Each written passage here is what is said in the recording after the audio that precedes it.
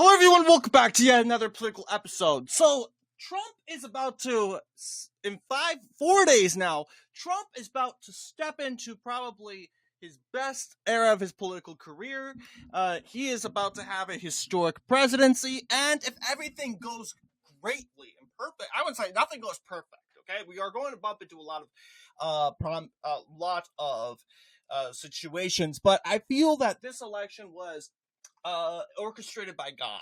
It was really God's will to have Donald Trump survive that bullet. Really, no one should have.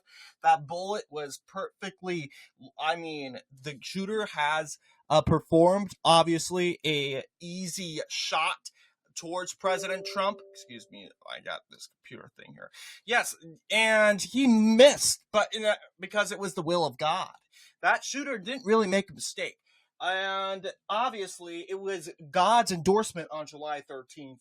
The biggest endorsement and greatest endorsement that any political candidate could get is from God. And we know for one day, July 13th, 2024, God gave his endorsement for the very first time, and that was to Donald J. Trump. He said, Donald J. Trump, I want you to survive this gunshot. You're not even going, you're going to get hit in the ear. But ideally, you shouldn't have lived for this, but it's my divine will that you live and you make this country great again. And if the prophecy exists, then Donald Trump is going to make a historic, of course, a very historic presidency. But there are always going to be the liberal media and tyrants that will make a fuss about everything. And ideally, that's not going to change. The liberal media, MSNBC, they will not stop yapping and tapping, and that's not going to make. And just because they're mad at Trump doesn't make Trump an unpopular president. They're mad at every Republican that takes the office of president, so that won't change. But the question is, what would 2028 look like if Donald Trump does a great job? He keeps all his promises, and he actually fulfills the prophecy of making America great again. This is our 2028 prediction, a new fashion prediction. This is just not going to be this is just going to be a generic Republican. I'm just going to say Vance is the likely Republican nominee, and Harris, although it's very unlikely, her career is over probably. She has a lot of hurdles to go through if she needs to get nominated by the DNC. But let's just say, since as of right now, if you were to say who would be the likely nominee, or say the momentum that would bring Democrats to victory, probably Harris, even though they really wouldn't. The likely best Democrat performer. But let's go ahead, and we're going to be doing the 2028 scenario if Donald Trump is, let's just say, Barack Obama approval rating. He has this Barack Obama sort of legacy, but for the Republican candidate. And he just has a very good reputation. He has improved Republican registration among younger voters. He's brought the Hispanic and Catholic voters to the Republican Party, African American voters.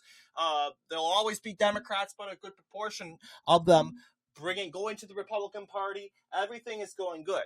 And how will this impact Vance in the 2028 presidential election? So we're going to go ahead and predict this election. So starting out with the state of Maine, there's no doubt about it. I do think a lot of people say, oh, Maine, it is a compatible state this time around. It could be a compatible state, in other words.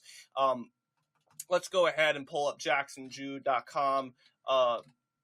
I like using that more than Wikipedia. I think Wikipedia, Wikipedia is good, but Jackson Jude, that allows me to. It's a interactive map that shows me the numbers I need to know, so I don't spend extra time that I don't need to. Of course, in this video, instead of wasting time trying to scroll around and find links. But perfect. We'll go here, and yes, you'll see, okay, this is a blank map. We don't want a blank map. We actually, no, yep, perfect. It had a hard time loading, never mind. So this is obviously the 2024 election results. 77 electoral votes were flipped, formerly Biden votes. Those electoral votes flipping for Trump. You'll see here, the said election here, you'll see that this is the election as of Harris versus Trump, but looking at an election that would have been 4 years ago, I would predict Maine second would go likely Democrat instead of solid Democrat, which it did go solid for Harris, 59%. Not 10%. I would think Vance would win in the second district, likely margin, and all this I would think would bring Maine, and Maine is 6.9. I would say maybe tilting Democrat at the most part, just because like the Maine second district going more likely means. Actually, no. Yeah, we'll do likely. Like I was saying, the district going more likely would mean that the Maine at large would probably go for the Democrat Harris by a tilting margin. So 3 electoral votes for Harris, 1 for Vance. I would say for sure Vance would win in New Hampshire, so that is a win there. 5 electoral votes, he's taking the lead. Obviously, Harris would win in Vermont, Massachusetts. The question lies, will the Democrat do good in Rhode Island? I think to a point, though, Rhode Island and Connecticut would return to those said margins, like Rhode Island for sure. I would say Connecticut would be more of a likely, but Rhode Island, we're going to go ahead and call it a solid Democrat. So Harris would make a good performance, improve that performance, in other words, in the state of Rhode Island. New York, I think with the leadership it's having lately, it would go more of a leaning Democrat. It sounds a little insane. Actually, no. I'm going to say likely, because we got to remember that this is a presidential election. I know New York went leaning for Kathy Hochul, but that was a governor's race. Although it was a big race, presidency is the biggest race. And we got to remember that's going to increase the turnout, and the liberals would probably, they're NPCs, we got to remember. They cannot think and contrast of which leader's good and which leader's not. All they think about is the party affiliation. If you're a Republican, then you're bad. If you're a Democrat, then you're a saint. That's how they think. And we got to remember that. So we take a look at Pennsylvania. I think Pennsylvania would go in a leaning margin for Vance. A lot of people question New Jersey. Well, will New Jersey go in favor for Vance this time around, because you know how quickly Republicans have gained. Well, as of right now, I have seen no indication that New Jersey would go for Vance just quite yet. It is a state that's definitely becoming a swing state. I definitely think it would be well contendable. But as of right now, we're going to say Harris will win by a little bit, a tilting Democrat victory in the state of New Jersey. Delaware, I'm going to say Delaware will be a likely Democrat. It's, I would say, Philadelphia Metro from like Newcastle County is what's kind of keeping it blue. But yeah, even Kent's gotten a little woke too. Actually, no, I'm going to go ahead and say it's solid, because Kent actually is probably why it's going solid, because you have Kent County even voting for the first transgender, as they like to call it, the first transgender presidential election candidate, Sarah McBride. I like to call her Sarah McBride. It's her actual name, Sarah McBride, but you know, she's just a walking propaganda piece. So there you go. Again, you have Delaware, solid Democrat. Maryland, no doubt about it, would also be solidly liberal there. D.C., West Virginia. I'm questioning Virginia. Virginia has made a good rightward shift. It really does depend.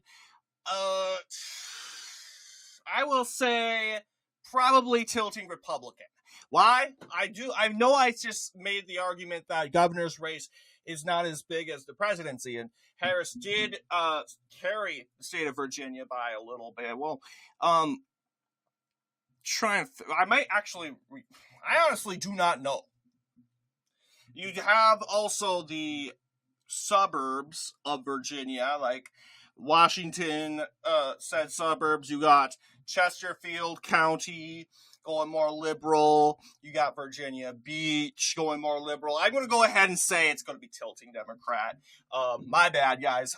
It's going to be tilting. I just, with those numbers, Chesterfield, Virginia Beach, I do think it would go more leaning, tilting. I might change it, but I don't know. It's probably going to be tilting. New North Carolina, leaning Republican. This is just like our last video. Yesterday's video, we did if Joe Biden stayed in the race, what it would look like. Now we're doing if 2028, early 2028 prediction, if Donald Trump did the best he could. Ultimately, we would say South Carolina, J.D. Vance, he will prevail there.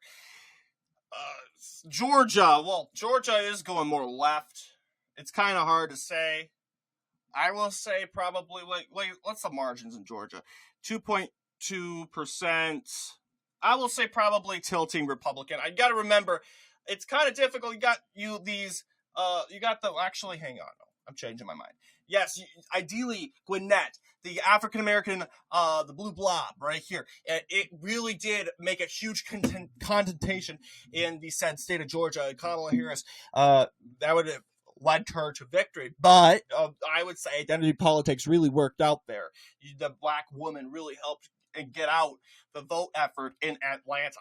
Even black men, Harris did perform pretty well there. And obviously, this led to counties like Gwinnett going further left. Douglas County going further left. Even Cobb County went further left. That did impact the state of Georgia overall. But you have the countryside, of course, filibustering that out.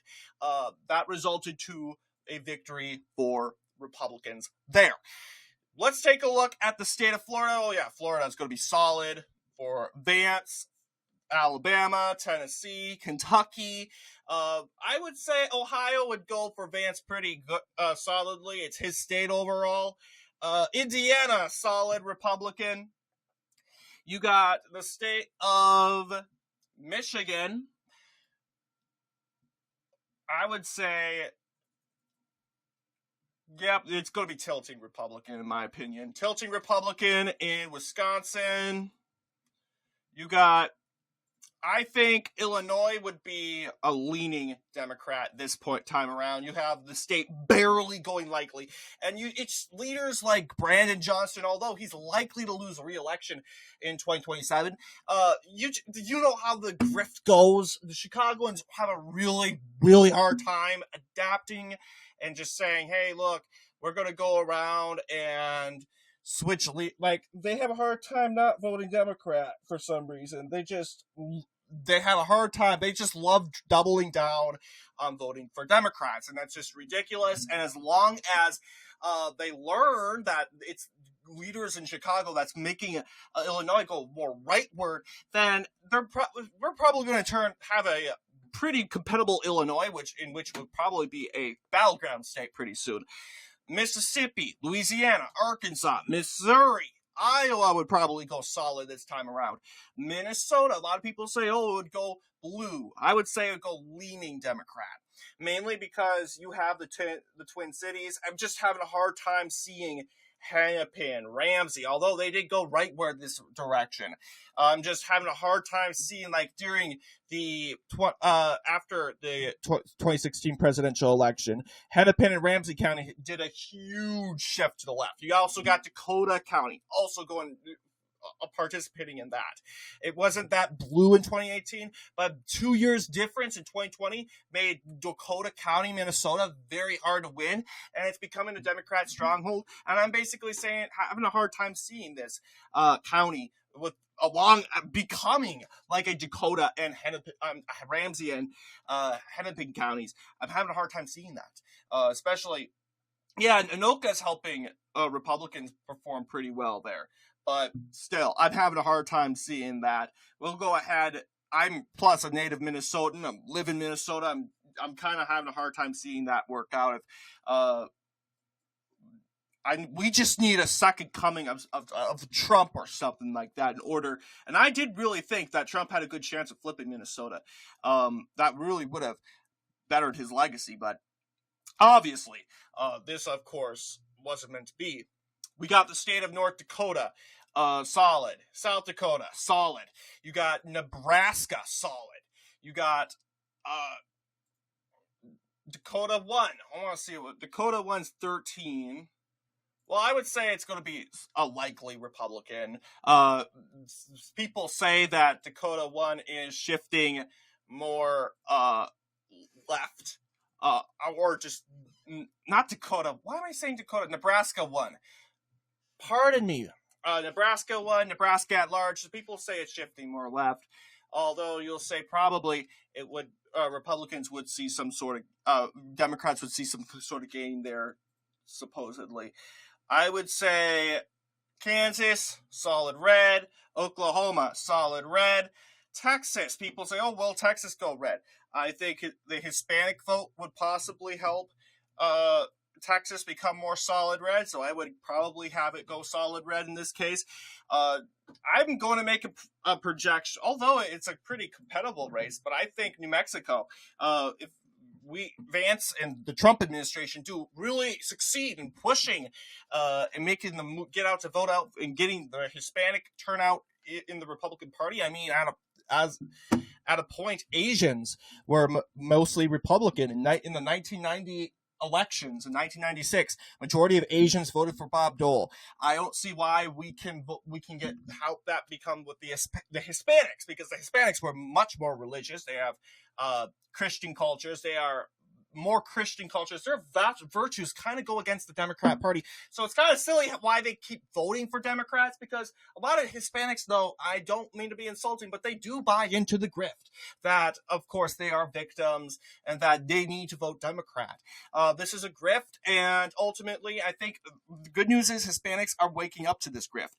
And ultimately, I think overall, this would help New Mexico shift more to the Republican Party. Looking at Colorado, I think people say, I would say Colorado goes more solid Democrat. Well, I would say likely Democrat as of right now. Likely, if Trump were to do a good job, I would say it would be likely. But in future elections, yeah, I think ideally Colorado would be solid Democrat. But that's kind of my take. Wyoming, Montana, Idaho, Utah, Arizona would probably be a likely margin. So would Nevada. So now this is what I like to call the a gridlock right here. So ideally, the most closest states are the states in grayish red. Okay, and there are 34 electoral votes that Democrats could flip, and even if they flip those votes, that's still not enough to break the Republican deadlock. So you can already tell that this is going to be a popular vote landslide for J.D. Vance. You also got, let's see, I would say likely Democrat in California due to just corrupt policies in general.